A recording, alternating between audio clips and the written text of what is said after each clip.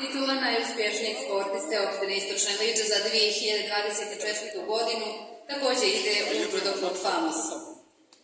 Najbolji sportista opštine Istočna Liđa za 2024. godinu je Aleksandar Vuković. Ja sam Aleksandar Vuković, treniram judo već 14 godina u Judoklubu Famos.